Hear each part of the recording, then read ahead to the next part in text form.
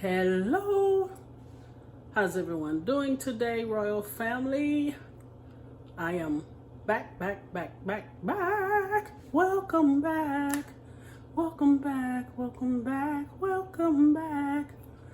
right, you guys, there was two things I told you that I was going to do. One for Valentine's Day is to do a table escape, and number two, Mardi Gras cake. You guys ready for the Mardi Gras cake? All right. I hope you guys didn't think that I was going to get the dough blade out, the yeast, and do all that kneading. No, I got a quicker way. My mama always said there's more than one way to skin a cat. So I'm going to show you guys a quicker, easier version of this Mardi Gras cake. You ready? Are you sure you guys are ready to get started? Let's go. All right, here we go with this skinning of the cat version. A quicker way to get our yeast dough. So I was looking for a way to do the yeast dough without doing all the yeast, the milk, the the blade to where it has to knead it. So I went into Kroger's and I'm like, I'm not needing already, pre-baked rolls or rolls that are already shaped. I'm just looking for a simple yeast dough. And guess what I find, you guys? This is a Kroger brand yeast dinner roll dough. So it's the actual yeast dough. Now it's still gonna have to rise for about, I'm gonna say 2 to 3 hours, and it comes frozen. So once you get it frozen, put it in the bottom of your refrigerator and it won't have to rise that long, because if you do it frozen, it's gonna take about 6 hours. But if you put it in the bottom of your refrigerator and they're not frozen, you can do it in about 3. Okay, so here is, what is the size? This is 48 ounce of the Kroger. So it's 36 rolls in here of the original yeast dough. So that's what we're needing, just yeast dough. So I put it in this buttered bowl here. I'm gonna say literally I have about maybe 29 of the yeast balls. You see that? In the buttered bowl here. And of course, we're going to need cinnamon. We have to have our little babies. You see our little babies? And I got them larger because of choke hazards. You really don't want them too small, but I'm going to show you how to insert them on the side of the cake. That way it won't mess up your decoration. But I'm hoping you guys can see these. You see them? All right. We're going to need the green sugar. We're going to need the purple sugar. And we're going to need the yellow sugar. You can also use the gold sugar. Here I have flour, because we're going to spread the yeast dough out. I have sugar, because we're going to combine the sugar and the cinnamon to spread on the inside of the dough. And I have powdered sugar, because we're going to make the glaze. And of course, you see I got them in bags. I don't feel like washing dishes. All right, you guys, I'm going to show you what you're going to do with the yeast rolls, and I'll be right back. Okay, so what I did, I just took all of the yeast dough individual rolls and I just smashed them together, because I'm going to form a ball. They're still kind of frozen. A few are more and a few are more. You see that? And these were the balls. We're just forming it into one big dough. Now we're going to put plastic wrap over it, and make sure your bowl is buttered. And we're going to let it rise for about 2 hours. And after that, I will come back. Okay, here it is covered in plastic wrap, and I'm going to put it on top of the stove. Make sure your stove is not warm, or your stove is not on. I'm sorry, that it's not on, but you want to put it in a warm place. So you see I wrapped it up, and in 2 hours we'll come back and get this king cake going. All right, here we go.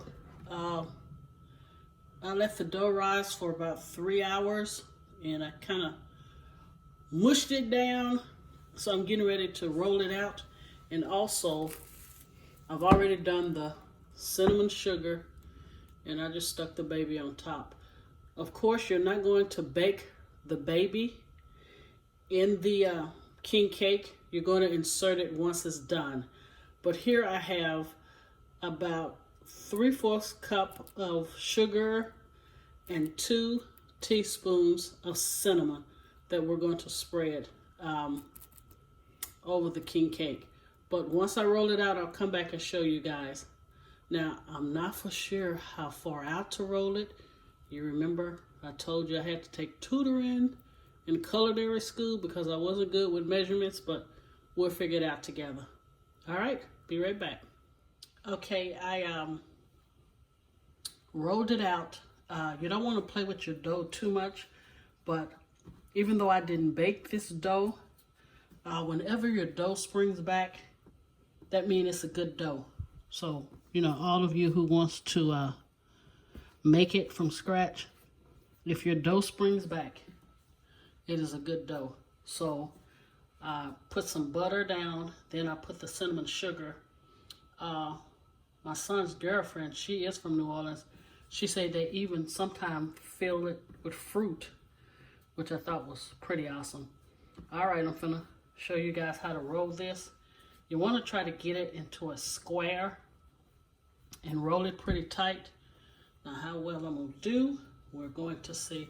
I'll just start it off so you guys can see it.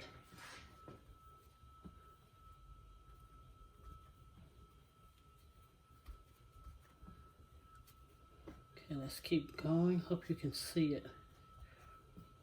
And in the end, I'm going to pull the sides out more because they're thicker. Okay, just keep going. Can you see that? And I love smelling fresh yeast though. You know, whether it's yeast rolls bought in the store or, you know, you're doing it from scratch. Okay, just keep rolling. Hope I'm not in the way. You see that? Just keep rolling, rolling, rolling. And once I get it all the way rolled, I'll come back and show you guys what we're going to do next. All right, we're almost about to put this baby in. Let me show you what I'm doing. After you roll it, you want to pull it and just smash it to get it not to be so thick. So just keep smashing it and pulling it like that. Microwave went off. Sorry, you guys. Okay, let's keep going.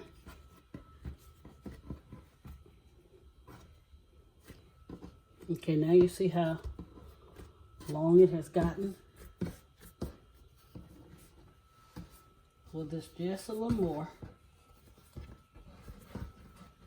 and smash it. And then we're going to take it and bring it around into a circle.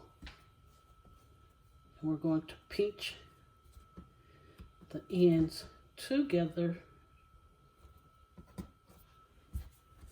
Make sure you straighten it out to so your ends can be together. Preheat your oven to 325 degrees. Well, I'm preheating this one to 325. So you might do well with yours at 350. And we're going to bake it for about 25 to 30 minutes, depending on your oven. But make sure you pinch the two corners so they can stay connected. And then I'm going to brush the top with butter. You can brush it with butter or you can do an egg wash. I prefer butter. All right, you guys, I will see you back in about 30 to 35 minutes. All right, here we go. Going in the oven. I used a baking pan and parchment paper underneath. 325 or 350 depending on your oven, and I'm going to say for 30 minutes. I'll see you guys after 30 minutes. Okay, you guys, here's the icing for the king cake. The king cake is done. It took about an hour and 15 minutes, you guys, because it is it is huge. I used too much dough, but it's done. But it's just so big. So when I say we're doing a king cake, it's really going to be a king cake. But anyway, here, I hope you can see this. This is 2 cups of powdered sugar, 1 tablespoon of sour cream, and about 2 tablespoons of milk. And you want to stir it together. Oh, I'm sorry. And maybe 2 tablespoons of butter. And you want this consistency right here. You see that? Let's do it again. This is how you want it, because we're just going to drizzle it over the king cake. So when I come back, you guys will see the finished product. All right, you guys, I'm going to introduce this really, really big cake. Be right back. Okay, Royal Family, here's the finished product of the Mardi Gras king cake. You guys, this cake is really huge. So when I post the recipe down in the description box, I am going to cut the amount of dough that I used. But otherwise, it is perfect. I'm going to cut it for you, and I'll be right back. All right, I want to come back and show you what I did to make the king cake more Mardi Gras and presentable. I went and got some beads, and make sure you wipe them off. And I just draped it around the cake. And as you can tell, someone has already cut in it, which they got the baby. And I just put the little baby on the side. But anyway, you guys, this is a more festive and decorative way to do your Mardi Gras king cake.